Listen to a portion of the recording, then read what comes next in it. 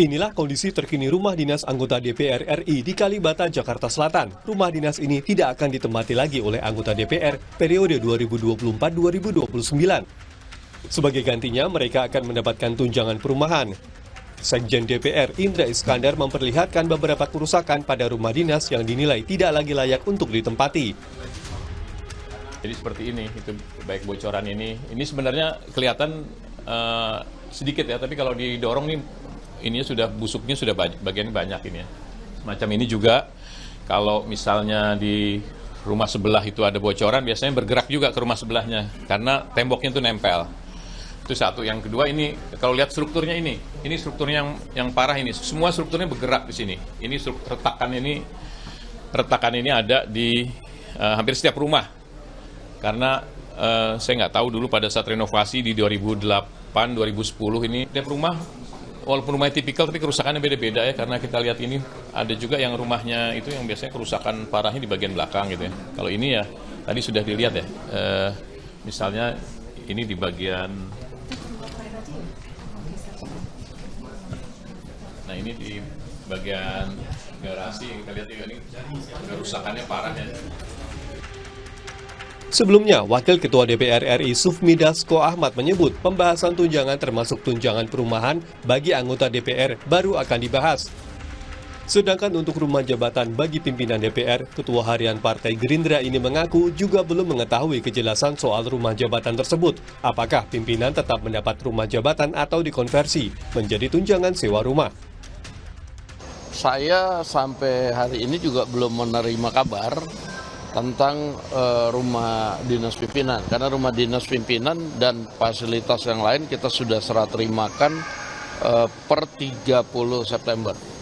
Nah, mungkin soal tunjangan-tunjangan dan lain-lain baru minggu depan, karena seperti kita tahu kita baru selesai perhelatan memilih pimpinan DPR.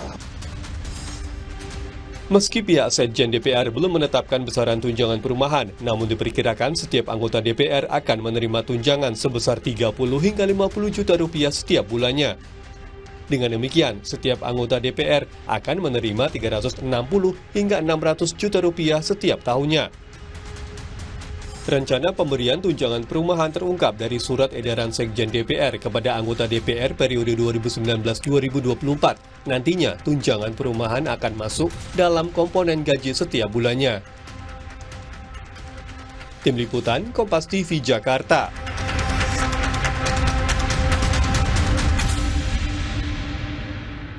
Meski hitung-hitungan soal berapa jumlah tunjangan perumahan yang akan diterima anggota DPR setiap bulannya masih dalam pengkajian. Perubahan soal pemberian fasilitas bagi wakil rakyat ini butuh kejelasan. Apakah alasan rumah dinas yang mulai rusak cukup realistis? Untuk membahas tunjangan rumah dinas anggota DPR, saat ini sudah bergabung bersama kami di Kompas Petang, dosen HTN sekaligus peneliti Posdem Universitas Andalas, Ferry Amsari, dan juga anggota DPR dari fraksi Nasdem, Ahmad Saroni. Selamat petang, Mas Ferry, Bang Saroni, terima kasih sudah bergabung bersama kami di Kompas Petang. Selamat sore. Selamat petang, Mbak Cynthia, Mbak Roni. Ya, saya ke Bang Saroni terlebih dahulu. Ini kalau dari fraksi Nasdem, anggota DPR yang menempati rumah dinas periode sebelumnya ada berapa orang nih, Bang? Ya, tidak semua. Pasti ada yang nempatin. Kalau ditanya, saya sampai hari ini pun nggak tahu bentuk rumahnya tuh rumah dinas. Terus siapa yang pakai jatah Abang? Kebetulan saya punya staf yang jaga untuk merawat rumah tersebut. Tapi begini, isu terkait dengan rumah dinas digantikan dengan sejumlah uang pengganti. Kita dukung apa yang dilakukan Sekjen DPR. Karena rumah-rumah tersebut adalah perlu perawatan dan biaya sangat mahal. Jadi dengan pengeluaran yang dikasih per bulan, dengan perawatan yang dilakukan oleh Kesekjenan DPR, dilakukan kepada rumah dinas di Kalibata misalnya contoh, itu bahkan bisa 3-4 kali lipat mahalnya daripada harus menggantikan uang. Nah, di sisi lain, ya maaf nih, kan anggota DPR yang terpilih 580 anggota DPR, kan sebelumnya pasti punya rumah lah. Ya lebih baik manfaatkan yang ada, kalaupun yang di daerah tinggal di Jakarta, misalnya kan masih banyak fasilitas rumah sewaan atau kontrakan yang mumpuni untuk dia tinggal di areal Jakarta. Dan itu bagian daripada proses di mana kewajiban anggota DPR mendapatkan fasilitas tapi yang minimalis lah, tidak perlu mahal-mahal tapi Oke. secukupnya dan memadai. Ini kan tunjangannya mengacu terhadap harga sewa hunian di sekitar DPR. Bisa dikatakan di sekitar DPR artinya kawasan Senayan, kawasan prestisius yang harganya juga bisa dikatakan kalau sewa bukan main-main. Ini anggarannya akan besar pastinya untuk 580 anggota DPR. Iya, lebih besar lagi kalau anggota DPR yang ada masih memakai rumah dinas. Tapi Itu yang gini, tadi sebelumnya maaf, saya bilang tadi, perawatan lebih mahal daripada uang yang diberikan kepada anggota DPR baru yang tidak memiliki oke, tidak oke, mendapatkan fasilitas kami tangkap. dinas. Sebelum saya ke Mas Ferry, tapi logikanya seperti ini, Bang. Rumah dinas ini kan aset negara. Artinya, walaupun tidak dipakai, mau tidak mau harus diperbaiki supaya aset negara ini juga tidak sia-sia dan tidak dimakan rayap lah istilahnya. Kalau begini nantinya juga akan diperbaiki dong rumah dinasnya. Dan di sisi lain Enggak, harus memberikan tunjangan. Akan double bisa pengeluarannya. bisa aja dipergunakan untuk kepentingan lain. Jadi kalaupun ada kepentingan lain itu Kementerian Keuangan negara dalam hal ini untuk menyikapi hal tersebut agar pada hal-hal untuk perawatan tidak lagi dikeluarin. Ada prosesinya sama kayak tanah punya negara dipakai untuk bisa kerjasama dengan para pihak untuk bisa menguntungkan. Itu upaya untuk mendapatkan satu kerugian yang lebih besar lagi. Baik, Begitu. saya ke Mas Ferry. Mas Ferry gimana? Penggantian rumah dinas menjadi tunjangan menurut Anda cukup efisien tidak? Ya, sejauh ini kalau kita bicara mana kebijakan yang paling tepat, apakah dilanjutkan rumah dinas atau kemudian ada tunjangan khusus, kita tidak tahu alat ukur kebijakannya apa. Memang tadi alasan Bang Roni mengatakan beban biaya perawatan jauh lebih besar. Apakah itu benar atau tidak kan juga perlu dipertanyakan oleh publik karena yang membuat kebijakan adalah orang yang butuh, gitu ya, anggota DPR sendiri. Semestinya kebutuhan DPR itu dikaji dari perspektif jauhnya konflik kepentingan. Bagaimana kalau kemudian anggaran ini diperuntukkan agar kebutuhan perumahan yang diinginkan anggota DPR itu menjadi jauh lebih layak karena soal keinginan dan kepentingan mereka. Padahal negara tidak punya kesanggupan. Nah, saya mau ambil contoh dulu Parlemen Inggris juga punya berbagai masalah tertentu. Nah, ketika dibuat kebijakan dalam konteks undang-undang, yang punya konflik kepentingan tidak boleh ambil kebijakan. Misalnya Bang Roni ada di Jakarta, dia tidak butuh rumah dinas, dia bisa ikut buat kebijakan. Tetapi orang yang tidak tinggal Jakarta butuh rumah dan segala macam, dia tidak boleh karena ada konflik kepentingannya di sana. Nah, ini bercampur baur ya antara yang punya konflik kepentingan dengan anggota DPR yang bukan tidak mungkin dapat keuntungan. Misalnya Bang Roni sudah kaya, punya rumah, lalu dapat juga tunjangan perumahan, kan jadi kasihan kita rakyat-rakyat gitu ya. Jadi ini bagaimana bisa buat kebijakan yang menghindari konflik kepentingan itu. Dulu misalnya yang menarik Bang Roni, Senat Amerika itu sebagaimana juga anggota parlemen kita ya, punya wewenang untuk menaikkan gajinya sendiri. Itu dikomplain oleh publik. Kenapa? Karena dia ada motif konflik kepentingan karena dia mau naikin gajinya sendiri. Maka sekarang keluar kebijakan baru itu di dalam konstitusinya bahkan bahwa mereka boleh naikin gaji tapi berlaku untuk anggota parlemen berikutnya. Maksud Anda ini artinya salah satu bentuk atau cara untuk menaikkan gaji dengan menukar rumah dinas menjadi tunjangan? Kurang lebih, jadi begini maksudnya, boleh saja anggota parlemen dapat tunjangan, tetapi jangan diberlakukan untuk dirinya sendiri. Untuk anggota parlemen berikutnya oke lah, karena itu akan jauh dari konflik kepentingan. Oke, gimana Bang Jadi Syaroni? jangan buat Gimana Jadi Bang gini, Saroni Bang menanggapi Ferry. ini? Karena memang ada perspektif saat ini juga beredar di masyarakat bahwa ini untuk kenyamanan pribadi, bukan kepentingan rakyat. Oke, gini, secara naluri manusia, Bang Ferry benar. Yang dapil Jakarta misalnya memiliki rumah, yang nggak perlu rumah misalnya. Tapi ada juga dapat uang yang memang sesuai aturan undang-undang di mana fasilitas itu ya diterima oleh para anggota. Setuju sekali.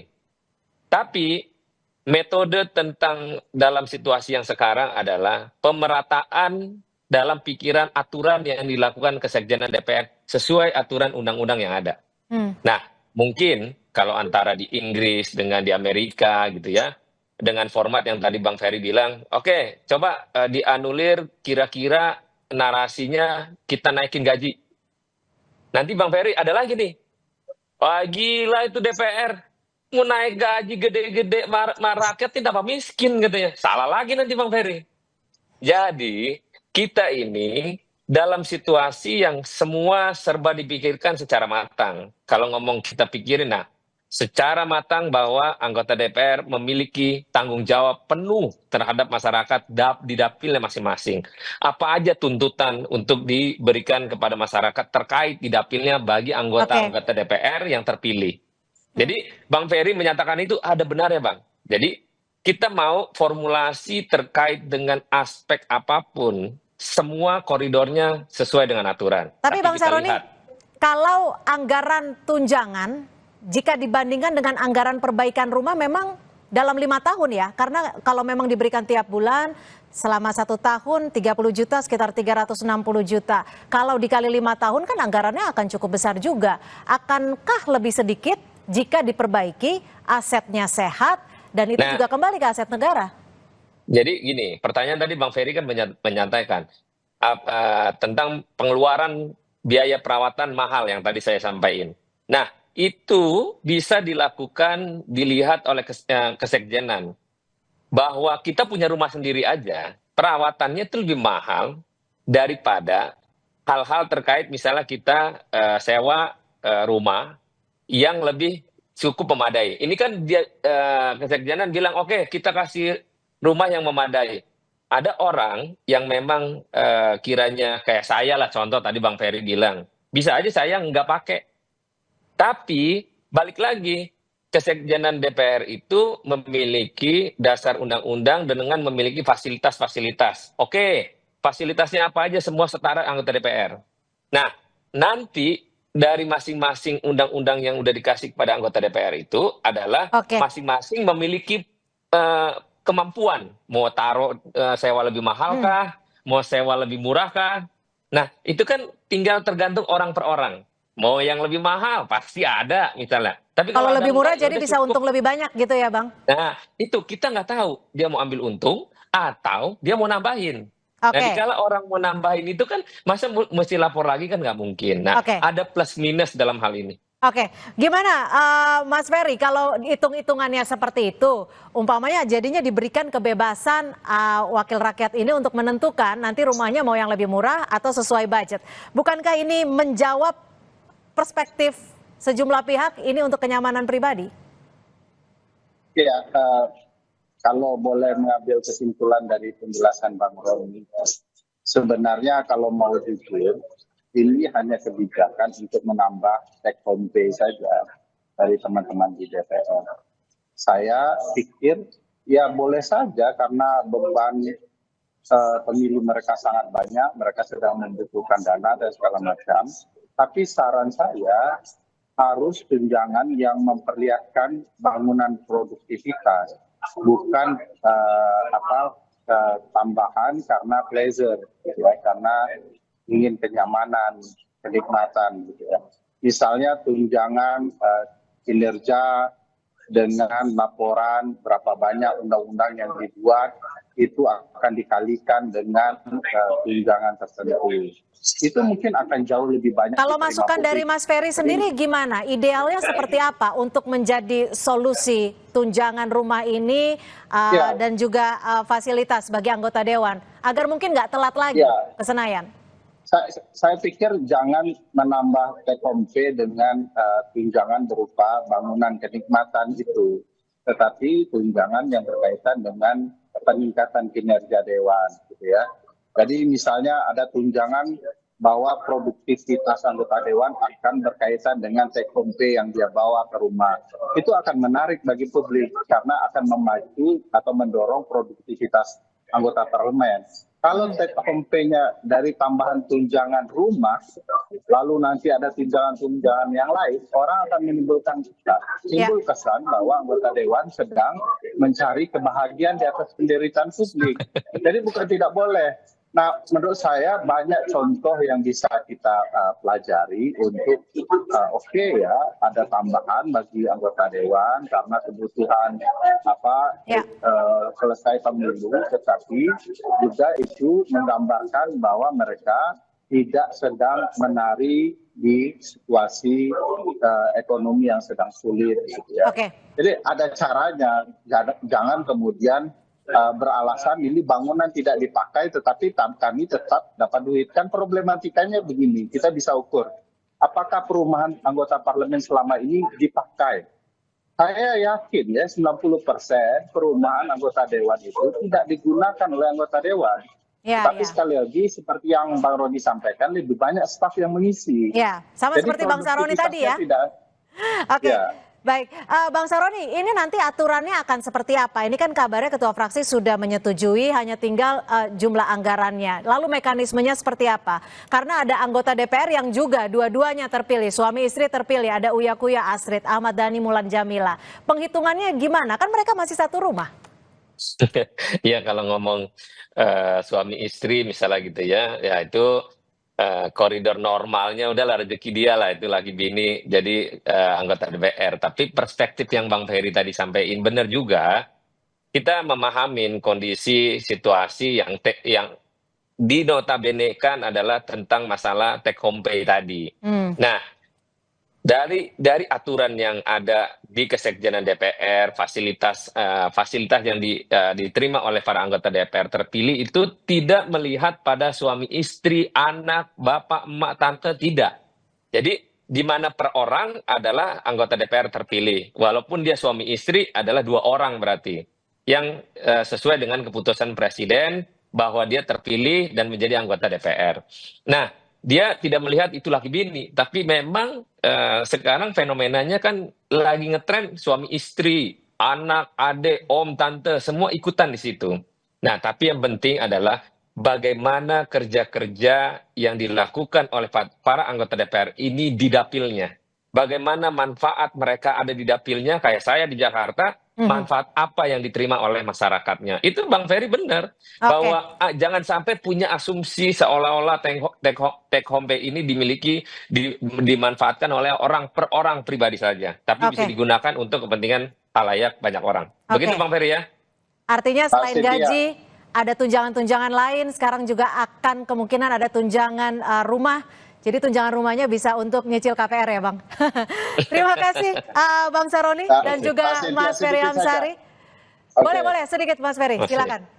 Ya, ini contohnya ya, kalau dosen itu dia tidak akan menerima tunjangan mengajar kalau dia tidak mengajar, sedang istirahat sekolah gitu ya. Nah, ini juga harus sama dengan anggota DPR. Kalau sudah suami istri, ya mestinya nerimanya satu, kan rumahnya sama, kecuali dia sudah cerai kan gitu ya. Nah, logika itu yang kemudian yang sulit diterima oleh publik. Bang Roni malah pakai logika rezeki ya. Nah, ini kan problematika juga didengar oleh publik. Baik, kami tangkap. Terima kasih Mas Ferry Amsari dan juga Bang Ahmad Saroni. Mudah-mudahan kita nantikan nanti keputusannya akan seperti apa. Terima kasih.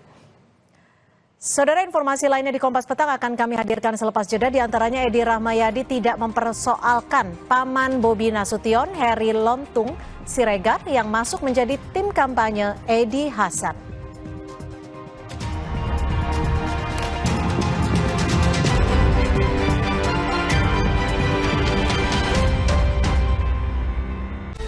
Pemilu presidensial dan legislatif